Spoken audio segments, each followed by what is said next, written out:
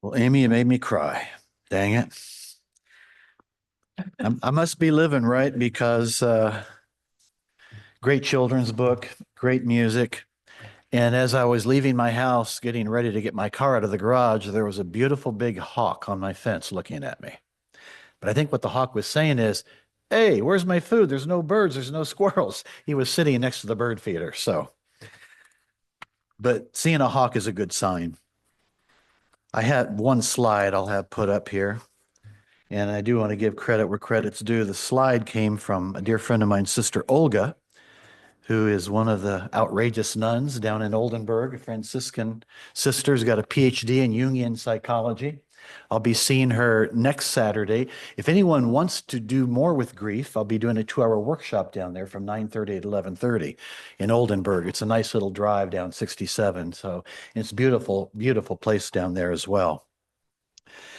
But I wanted to start off with this because it came from a conversation I had with David Kessler. David Kessler is probably the most well-known grief expert in the world. He's written a lot of amazing books. I was lucky enough to have him on my radio show numerous times. But I remember when he made a comment to me, he said, Richard, no matter where you go today, a grocery store, a drugstore, wherever, chances are you're going to encounter somebody who's going through grief. And then he rifled off a few of the things, and you can see them on the list right there. Things we grieve, the loss of a loved one, the loss of a pet, a breakup or a divorce, major life transitions, being unable to achieve a goal or fulfill a dream, a diagnosis, not living the life we hoped we would live, the effects of big decisions, even when those decisions are ultimately good for us, losing a job or switching careers, a friendship breakup, the person we were before something traumatic or life altering occurred, moving to a new location, a faith transition, or a shift in other beliefs. These are all griefs. So chances are everybody in here, a majority of everyone here is probably grieving over something. It could just be a minor thing, but you're thinking about it. Or chances are you know somebody who's going through grief. And so the question I started asking myself was, Richard, are you doing a good job of witnessing to that grief? Not only my own grief, but the grief of others who I either serve as a chaplain or as a friend or a family member. And so that's what we wanted to talk about today. I wanted to share this quote from Donna Ashworth. She writes, on this journey of life, you will grieve. You will grieve people who are still alive, as well as those passed on. You will grieve shattered dreams, and you will grieve versions of yourself and others you had to break free from. But that's okay. In this life, nothing lasts forever. But with that same truth comes the knowledge that all pain will lose its bite too, and great new things will miraculously emerge. Wonderful new people who shine light into your soul will come on in. If you leave space, and as long as you cry when you must, laugh when you can, and love those you have every day, that your little broken heart still beats, you will be okay. You will be okay. And I think just knowing that it's okay not to be okay, best-selling book, or to know that you're going to be okay eventually is so important to hang on to. Not only for us personally, but for those in our lives who are going through it. And I probably don't need to remind you that there's a lot of people going through it. There's going to be a lot of people going through it down the road in this country later on as well. There's going to be a lot of grief, a collective consciousness of grief that we need to be aware of. And the reason I'm also sharing this morning, because I firmly believe this, having been a pastor for years and teaching a lot of churches, that the faith communities that are sensitive to this topic, the faith communities that hold space for someone else's grief, are the faith communities that are going to be growing and are going to be thriving, because people are looking for safe places and they're looking for safe people to just be with and to feel comfortable with. And so This body has always been good at that. But I just wanted to remind everybody here because this to me was still one of the best kept secrets on the North Side, this fellowship. I love coming here and I love talking with all of you. And I've talked with many of you outside of these walls as well. So, whether it be non-death or death-related losses, being witnessed makes one feel seen, heard, cared for, and loved. Witnessing someone's pain has the power of making one feel less alone by not adding on another layer of grief, the grief of not being witnessed. Witnessing someone else's grief creates space for grievers to focus on grieving their loss rather than grieving the loss of support that they most need. Witnessing someone's grief has the power to build safe and supporting communities where people do not need to hide their grief. And again, the reminder of the slide that was up there, that everybody's grieving something. So a few things I just want to cover since this isn't going to be a 2-hour workshop. Validation of feelings and experience of grief is really important for us who want to witness someone else who's grieving, to allow them to talk, no matter what that is. No matter how you grieve, you might be grieving differently from someone else because we all grieve differently, right? But to just be there without any judgment whatsoever, saying something like, I hear you're missing them and that you're fearful, or I hear that you're scared and you're fearful if they're grieving over an issue or a loss of freedom of some kind in their life, which those words I actually shared with 2 people. And I said, and it's totally okay to feel that way. And then I was wise enough to keep my mouth shut. We just sat, we simmered in it together until they were ready to talk again. Compassionate patience and caring love. The other thing I want to remind people constantly, I've had people reach out to me and say, wow, I just lost another friend, another funeral to go to, and I don't know what to say. And I usually respond in the same way. I said, well, you don't have to say anything. But I also add, but don't forget to mention their name, the name of their loved one. My dad's name, Dick. My dog's name, Harley. A lot of my friends will still ask about Harley because I still talk to Harley and my dad every night. I always say goodnight to both of them.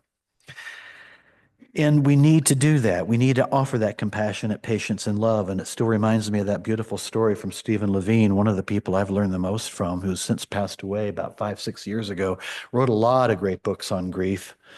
Recommend his books to you. He told the story of a woman in a catatonic state in a hospital. She would stay in that coma when a doctor would come in, a nurse, probably a hospital chaplain would come in, and she'd stay in a coma. Stephen would visit her. He and his wife, Andrea, were these aging hippies who devoted their life to meditation and death and dying, and they studied under Kubler-Ross and to their dying day. Well, Andrea's still alive at 80-some, and she still wears her black little tennis shoes and long hair and jeans and hippie shirt, tie-dyed shirt, and Stephen was that way. They never dressed up. What you saw was what you got, but they were so profound. But he heard about what was going on because when he would go in there and put either a hand on her arm or just sit there, she'd wake up out of her coma. So he finally said, we'll call her Barbara. He said, well, Barbara, why do you only come out of your coma when I'm in the room? And Stephen says, she responded, only love is safe enough to come out to. If you don't remember anything else I say today, remember that. Only love is safe enough to come out to. When I'm hurting, I have a few people in my life that I've grown very close to, John being one of them, a dear friend of mine, that I can say anything to and know I won't be judged. It's a safe place. This community is a safe place. It's so important that we do that. So, validation of feelings and experience of grief, compassionate patience and caring love, acknowledgement of pain by nurturing a friendly relationship with grief. This is more for us who might be grieving. And these are some of the questions I would often ask myself, because how many of you know that if you've gone through a loss of any kind, you never know when that wave of grief is going to hit you, usually when you're not even thinking about it. Sometimes for me, it's 3 in the morning and I wake up out of a sound sleep. Oh, great. And all of a sudden my mind is spinning out. Or I hear a song or there's a smell. And all of a sudden the memories come back. As someone who is grieving, consider befriending your grief by reflecting on the following questions. If my tears could speak to me, what would they say? Here's another one. What is anxiety telling me about what I may be needing in this very moment? Because the anxiety will be there. The tears will be there, no matter what the loss is, going back to that slide. A lot of people have lost jobs. A lot of people have lost their self-esteem. A lot of people have lost their dignity. A lot of people, there's just a lot of loss everywhere. Another question is, how can I tend to my grief in this moment? I tell you, in all the years that I've also done coaching, I have found the most powerful tools are always open-ended questions because I've always come to believe that we pretty much know the answer to whatever question we're dealing with. I stake my reputation on that. We do, deep down. But we've buried it so deep, or we're processing so much up here, we can't hear it. So by asking an open-ended question, or you asking that for another person and giving them time to just sit with it, to feel it, and to see what bubbles up, you'll be surprised of the answers that you'll get. And they'll be exactly what you need. And I don't know how many times I have to still learn that lesson myself. So by telling you, I'm learning it again. I love the work of Henri Nouwen. He's a great theologian, professor of theology, wrote a lot of great books. This is one of my favorite Henri quotes. He says, when we honestly ask ourselves which person in our lives mean the most to us, we often find that it is those who, instead of giving advice, solutions, or cures, have chosen rather to share our pain and touch our wounds with a warm and tender hand. The friend who can be silent with us in a moment of despair or confusion, who can stay with us in an hour of grief and bereavement, who can tolerate not knowing, not curing, not healing, and face with us the reality of our powerlessness. That is a friend who cares. I read that quote over and over when I first saw it, and I had to do an examination myself. Am I that kind of friend? I don't feel like I have to carry the burden of healing all the time or giving them the right words all the time because we don't know. There's something powerful about just being present with people or being present with our grief. And as I shared with someone else, we all have our shadow stuff, or maybe that is a grief and a bona fide grief. When that grief comes up, or that fear comes up, or a shadow side of you comes up, and we all have it. I call it Ricky because when I was a little boy, I was Ricky, and Ricky had some stuff to deal with. So when Ricky would come up, what I learned is when it comes up to be held, not to be healed. Not to be healed. So when it comes up, let's say it's fear, I'll put my hand over my heart and I'll have a little conversation with Ricky. And I'll say, Ricky, it's okay. I know you're scared, but it's okay. And I'll sit with that little guy for a little while. And then I'll say, it's time to go now. And it's time to go. And then I kind of do this as just a metaphor for letting it go. And I truly have found that when we allow ourselves to feel these things and not resist them, in time, they will slowly start fading away. The strength of that wave will start fading away. And many of you probably have learned that, but it is so true. We can't resist. What you resist persists. It really is true. So with grief, it's the same thing. So I think one of the best things we can do in this faith community is be that light, is be that love, is be that space where that person feels so much love, they can just open up anything to you. Because there's nothing more precious than that. Life is so precious and life is so fragile. One of my dear high school friends ended up being quite a celebrity himself. We called him Alan, and we were always envious of Alan because he had this thriving lawn mowing business. He had money for dates and he had money for this, and we didn't have that kind of money. But Alan was a workaholic, and he had a lot of these big accounts in Lafayette. Lawn mowing business was one of his big accounts, was a big cemetery. And Alan would say every time I would be mowing, and then there'd be like a graveside service, I would stop. Not only out of respect, but I would stop and watch. And it moved Alan so much, it changed his course of direction. And he ended up getting a PhD in thanatology. And now he's Dr. Alan Wolfelt. And a lot of people in hospice know that name because he has written 30, 40 books. And he and his wife live in Fort Collins, Colorado now. He does less speaking now, but I've been blessed by many of his books. But I just wanted to share a few of his insights too. He coined a word companioning. We need to companion the bereaved. Again, remember, depends on the loss can be different for everyone, but they're grieving, they're bereaved. Companioning, he says, companioning instead of treating. The word companion, when broken down into its original Latin roots, means com for with and pan for bread. Someone you would share a meal with, a friend, an equal. And he would always say, my practice is not therapy. My practice is companioning. And here's just a few of the things that he defines as companion. And I often read through these. He says, companioning is about honoring the spirit. It's not about focusing on the intellect. Companioning is about curiosity. It's not about expertise. I don't give a damn about what book you read or what degree you have. I want to know, do you care about me? I remember a pastor once years ago said, don't tell me what a friend I have in Jesus until I know what a friend I have in you. That's pretty powerful, isn't it? We can use that also in witnessing to the grieving as well. He says, companioning is about walking alongside. It's not about leading or being led. Companioning is about being still. It's not about frantic movement forward. I love this one. Companioning is about discovering the gifts of sacred silence. It's not about filling every painful moment with talk.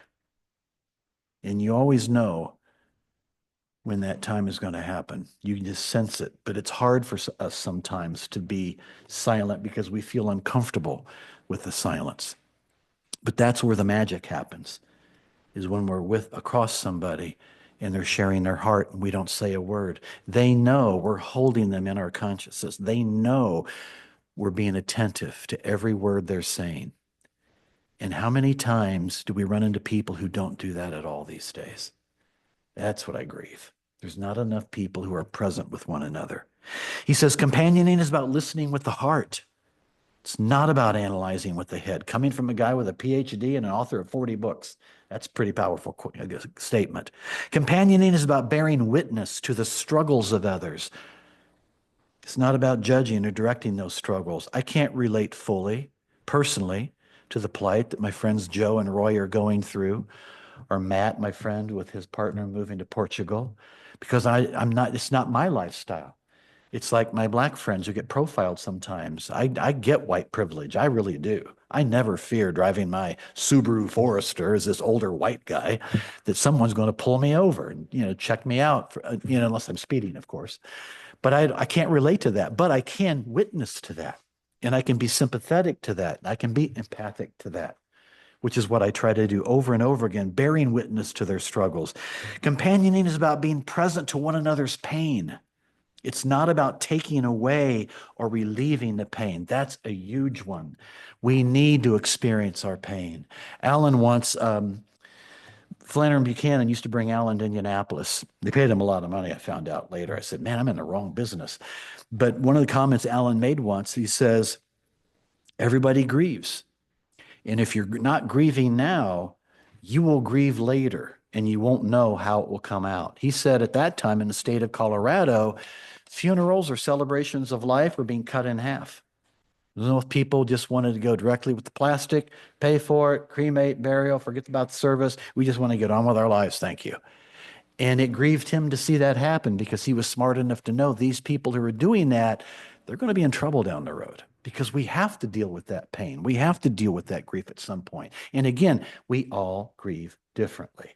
but grief is powerful, and it can be a gift if we choose to see it. He says companioning is about respecting disorder and confusion. It's not about imposing order and logic. And then he says companioning is about going to the wilderness of the soul with another human being. It is not about thinking you are responsible for finding the way out. Boy, that takes the pressure off of me when I read that. It's not my responsibility. I'm just to be with them, alongside them, not leading them, not being an expert. Forget that crap. I'm just to be there for them as a fellow human being who also grieves and who also hurts. So think about maybe some grief you've been going through, or think about maybe some grief a loved one or a dear friend of yours is going through. And now think about, how may I even better witness to their grief that will maybe help them along the way in their journey? In closing, and by the way, I'm happy to stay afterwards and talk if anyone wants to talk about these things. And by the way, you got the 3 books down there, so first 3 people can take them with you. I want to close with another of one of my favorite poets, and that's Mary Oliver. And this is an excerpt from her poem, Starlings in Winter. And Mary says, "Ah, world, what lessons you prepare for us, even in the leafless winter, even in the ashy city. I'm thinking now of grief and of getting past it. I feel my boots trying to leave the ground. I feel my heart pumping hard. I want to think again of dangerous and noble things. I want to be light and frolicsome. I want to be improbable, beautiful, and afraid of nothing, as though I had wings."